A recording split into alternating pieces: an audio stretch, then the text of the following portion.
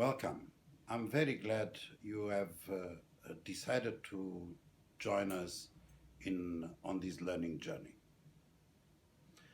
This is an opportunity for you to revisit concepts, to understand the application of those concepts, and to experience new ways, new approaches that the organization is pursuing. WFP today is very different from the WFP I joined 30 years ago. WFP today is very different from WFP 10 years ago. Why has WFP changed over time? It's changed in the pursuance of better serving the communities, the countries, the communities, the people we engage on. It changed because, as Darwin once indicated, it's not the strongest, the more intelligent of the species that survive, but the ones that are more adaptable to change. Our organizational journey is a journey of adaptation and change so that WFP remains relevant to the stakeholders. That adaptation passes through knowledge, passes through our ability to have full command of the tools, the concepts, the approaches we advocate for. There is more to do also with the knowledge. The world is changing at a very fast pace. We may not notice some of it because we deal with the world every day. But when you take a step back, you realize the world is changing at a very fast pace. One of my preferred TED Talks, it's a TED Talk by Dr. David Christian. And as part of learning journey, as part of your curiosity, you should check on David Christian in the TED Talks. In that TED Talk, in 18 minutes, he tries to explain his theory on how the world, but particularly how the earth has evolved over time. And one of his conclusions is that we have evolved from thresholds of equilibrium to thresholds of equilibrium.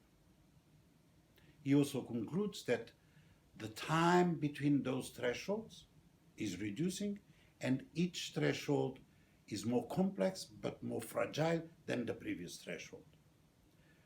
Apply that approach to our today's world, and you see a world in a fast-pacing change. Now, being it from our very narrow perspective, the changes on the geography of hunger, the move from rural areas to the urban areas, the concentration of the hungry poor more and more in the middle income countries.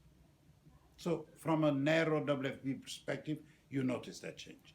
But there are also other disruptions that are occurring in the world. Disruptions brought about by the technology I'm using to record this message for you. The smartphone, the ability of people around the world to access information on the tip of their fingers. The pace that technology is introducing in adjusting business models and adjusting the models the businesses are set up. The other day, 3 days ago, I was in a OS retreat, and we had an external speaker, and that colleague mentioned to us that for those who are today 14 years of age, 65% of the jobs they are going to have when they come to the work age do not exist today. And we are speaking of a 10-year span. So all that is impacting on the way we do business. All that is going to impact on the way WFP engages with other stakeholders, with the countries we work on, with the communities, with the people.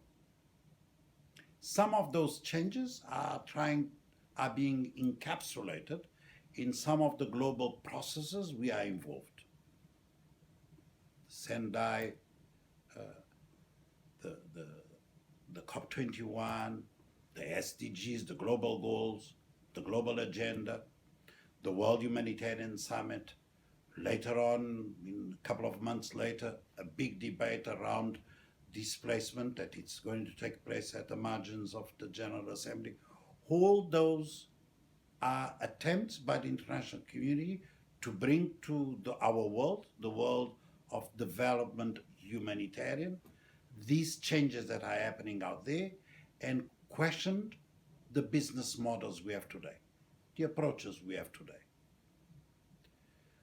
We are known, and particularly people like me who started the career in logistics, we are known as the organization that delivers. We deliver has been always a motto for us WFP loggies. But is that a strength we want to have and will be relied upon in the years to come? Should we be a we deliver organization or we enable organization?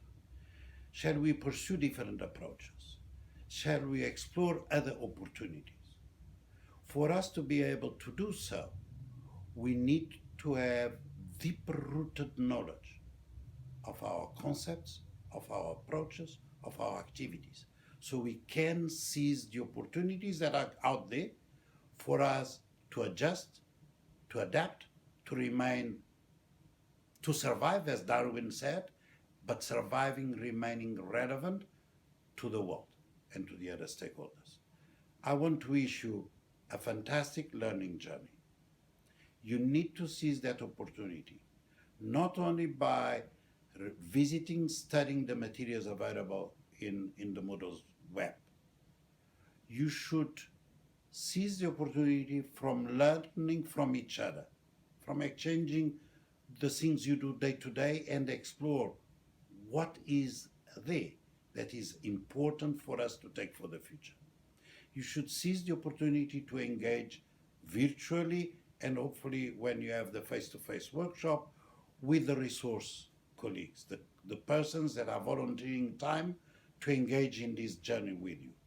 These are colleagues that are senior to you, have more experience, have a different viewpoint because of the positions they occupy in the organization, and you should benefit from that knowledge, that approach, that global different view they have of the issues you confront every day. If you do so, you will have a fantastic journey and you will be a richer person at the end of it. Good luck.